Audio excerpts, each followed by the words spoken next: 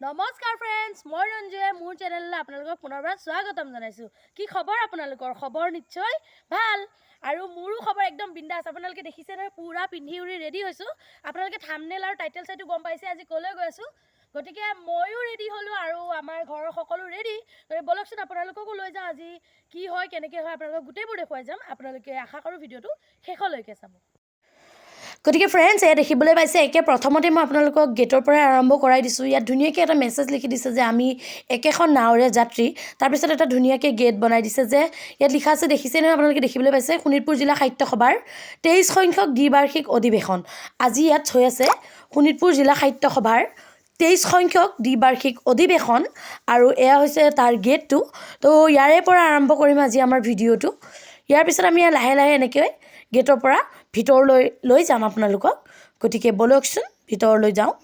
এয়া দেখিবলৈ পাইছে একদম আৰম্ভণিতে এনেধৰণে আমাৰ অসম সাহিত্য সভাৰ পতাকা উত্তোলন কৰি পেলাই অসমৰ জাতীয় সংগীতটো আমি বিভিন্ন ছটা ভাষাত আমি পৰিৱেশন কৰোঁ। তাৰপিছৰখিনি এয়া চাওক।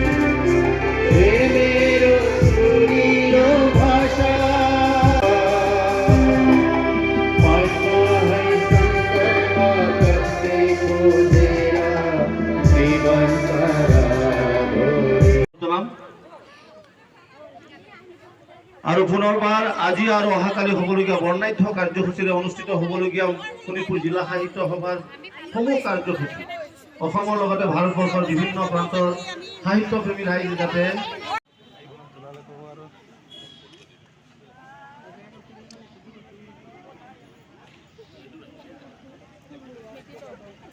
ইয়াৰ পিছৰ কাৰ্যসূচীত এনেধৰণে শ্বহীদসকলক আমি স্মৰণ কৰি পেলাই তেওঁলোকক এগছি চাকিৰে কেইটামান ফুলেৰে এনেকৈ শ্বহীদ বেদীত তেওঁলোকক প্ৰণাম জনাওঁ আৰু আমাৰ কাৰ্যসূচীসমূহ আগবঢ়াই এনেধৰণে লৈ যাওঁ।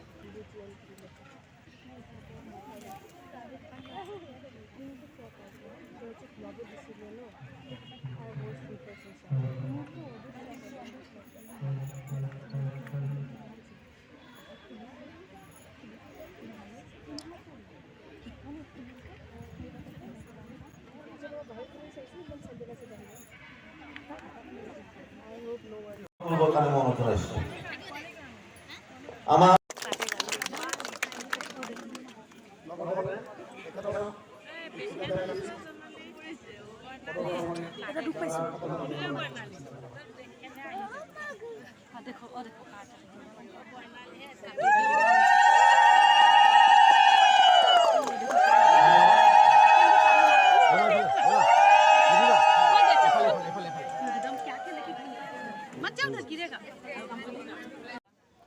আমাৰ প্ৰদৰ্শনী অনুষ্ঠানটো আৰম্ভ হোৱাৰ লগে লগে আমি দেখিবলৈ পাইছোঁ বিভিন্ন ধৰণৰ, দেখিছে নহয়, কাঠফুলা, তাৰ লগে লগে বিভিন্ন প্ৰজাতিৰ কল, বিভিন্ন ফল, নেমু, তাৰপিছত এয়া দেখিবলৈ পাইছে কৰ্দৈ বা অন্যান্য ৰহদৈ আৰু এয়া চাওক বগৰী, তাৰপিছত আছে মাটিমাহৰ গছৰে সৈতে মাটিমাহ, এয়া তাৰপিছত এইবোৰ তিল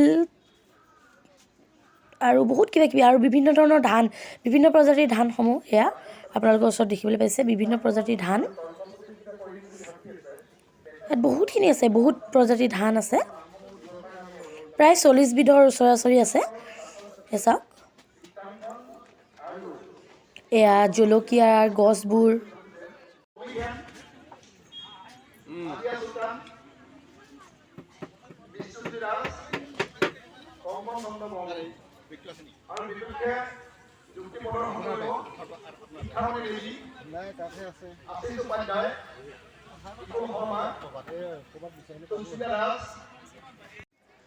তাৰপিছতে চাওক এটা সুন্দৰ উপস্থাপন, কি সুন্দৰকৈ এনেধৰণে গোটেইবোৰ সজাই ৰাখিছে আৰু দেখাই গৈ আছোঁ আপোনালোকক মই, কি সুন্দৰভাৱে চাওকচোন। এয়া দেখিবলৈ পাইছে আপোনালোকে। এয়া চাওক কি ধুনীয়াকৈ সজাই মেলি থৈছে এইবোৰ।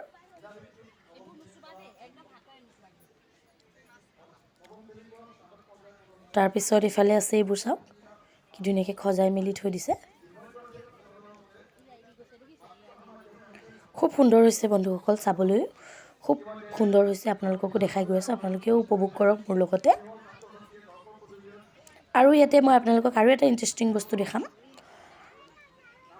ইয়াত চাব, এইটো এটা সুন্দৰ, চাওকচোন কি সুন্দৰকৈ এটা ৰংপুৰ সমন্বিত কৃষি পাম। এই চাওকচোন কি সুন্দৰকৈ একেঠাইতে ইয়াত গাহৰি পালনৰ বাবে গৰু গোহালি, কেঁচুসাৰ উৎপাদন, তাৰোপৰি কুকুৰা পালন, তাৰপিছত এইফালে আছে ছাগলী গঁৰাল, তাৰপিছত এইবোৰ গোটেইবোৰ মানে এখন গাঁৱৰ সম্পূৰ্ণ এটা সমন্বয়ৰ যিটো পৰিৱেশ গোটেইটো ইয়াত দেখুওৱা হৈছে।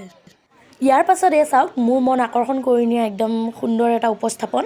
ইয়াত চাওক আমাৰ আৰ্টিষ্টসকলে এনেধৰণে নিজে হাতেৰে অংকন কৰি পেলাই এনেধৰণে উপস্থাপন কৰিছে। চাওকচোন কি সুন্দৰকৈ ফটোসমূহ এনেধৰণে আঁকি পেলাই থৈছে। আৰু আটাইতকৈ বেছি ভাল লগা ফটোখন আপোনালোকক দেখাই আছোঁ, মই ইয়াতে দেখাই যাম। এই চাওক আমাৰ সকলোৰে মৰমৰ ডিম্পু বৰুৱা, ডিম্পু দাদাৰ ফটোখন এনেধৰণে অংকন কৰি পেলাই খুব সুন্দৰভাৱে তেওঁলোকে উপস্থাপন কৰিছে। আৰু বিভিন্ন ফটোসমূহ এনেধৰণে উপস্থাপন কৰি তেওঁলোকে ৰাখি গৈছে। বিৰাট মনোমোহা এটা দৃশ্য আপোনালোকে উপভোগ কৰিব পাব। এই চাওক কি সুন্দৰকৈ এনেকৈ আঁকি পেলাই এনেকৈ ফ্ৰেমিং কৰি পেলাই তেওঁলোকে এনেধৰণে সজাই সজাই থৈ দিছে। খুব ভাল লাগিছে এইবোৰ চাবলৈ। চাওকচোন কি ধুনীয়াকৈ আঁকিছে, সঁচাকৈ বৰ মনোমোহা এটা দৃশ্য। ইয়াত বিভিন্ন ধৰণৰ ফটোসমূহ আছে, চৰাই মাত।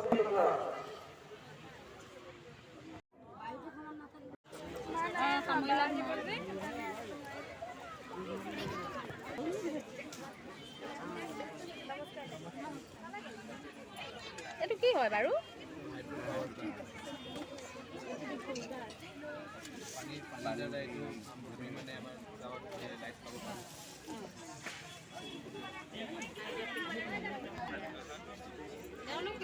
সকলোৱে আৰু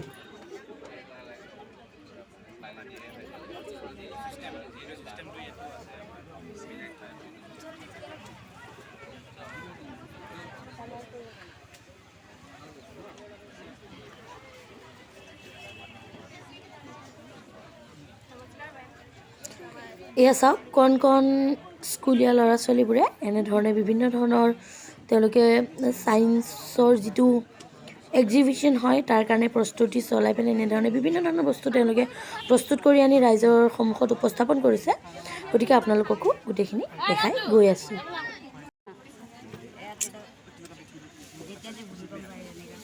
হিলিব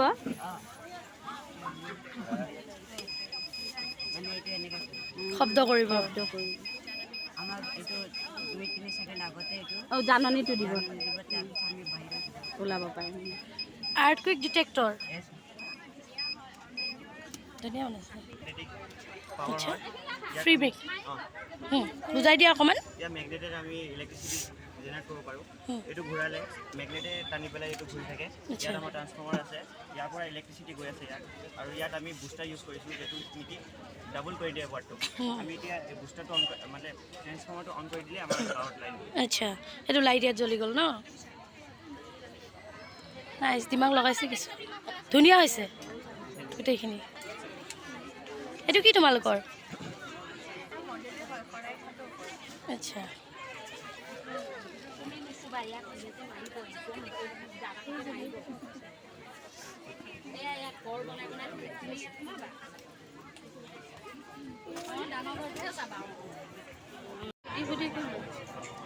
কি বনাইছা এইটো তোমালোকে? আমি বনাইছোঁ আধুনিক খেতি পদ্ধতিৰে আমি কেনেকৈ খেতিয়কক সহায় কৰিব পাৰোঁ। আমাৰ ইয়াত আধুনিক পদ্ধতি হৈছে সৌৰ শক্তি দি আমি কেনেকৈ বিজুলী উৎপন্ন কৰিব পাৰোঁ, এয়া দেখিব পাৰিছে আপুনি। আৰু যিহেতু খেতিয়কৰ কাৰণে পানী বহুত জৰুৰী, সেইকাৰণে আমি ইয়াত মটৰ পাম্প ছিষ্টেম এটা দেখাইছোঁ, যিদৰে ইয়াৰ দি পানী গৈ পেলাই চব খেতিতে যাবগৈ আৰু যিহেতু ট্ৰেক্টৰ বহুত দেখা যায় আজিকালি সেইকাৰণে ট্ৰেক্টৰৰ ব্যৱস্থা আমি দেখাইছোঁ তাৰপিছত গাঁৱত পানীৰ নাটনি বহুত হয় সেইকাৰণে আমি সেই নাটনিটো দূৰ কৰিবৰ কাৰণে বৰষুণৰ পানী সংগ্ৰহ কৰিবলৈ এটা ব্যৱস্থা দেখাইছোঁ যেতিয়া পানী যেতিয়া পানী নাটনি হ'ব তেতিয়া এই সংগ্ৰহ কৰা পানীখিনি আমি ব্যৱহাৰ কৰিম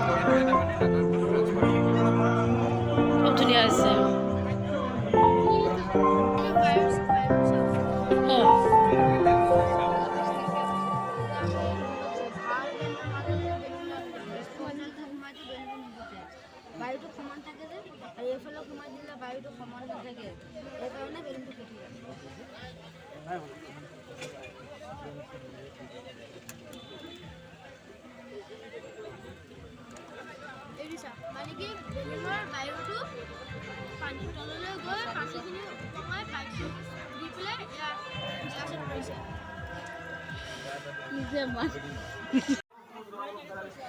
এয়া দেখিবলৈ পাইছে এনেধৰণে তেওঁলোকে কিতাপসমূহ এনেধৰণে সজাই ৰাখিছে। ইয়াত বিভিন্ন ধৰণৰ কিতাপ পাব আপোনালোকে। গতিকে ফ্ৰেণ্ডছ, ভিডিঅ'টো আৰু বেছি দীঘলীয়া নকৰোঁ, ভাবিলোঁ ভিডিঅ'টো আজিলৈ ইমানতে সামৰণি মাৰিম। আকৌ লগ পাম কালিলৈ, যিহেতু ইয়াৰ দ্বিতীয় দিনাৰ কাৰ্যসূচীখিনি আছে, গতিকে সেইখিনিৰ সৈতে কালিলৈ পুনৰবাৰ লগ পাম। আৰু ফ্ৰেণ্ডছ, আজি আপোনালোকে মোৰ ভিডিঅ'টো চাই কেনে পালে জনাব। যদি ভিডিঅ'টো চাই ভাল পায়, লাইক কৰিব, শ্বেয়াৰ কৰিব, ছাবস্ক্ৰাইব কৰিব আৰু কাষতে থকা বেল আইকনটো প্ৰেছ কৰিবলৈ নাপাহৰিব। তেতিয়াহ'লে আজিলৈ ৰাখিছোঁ। Bye bye.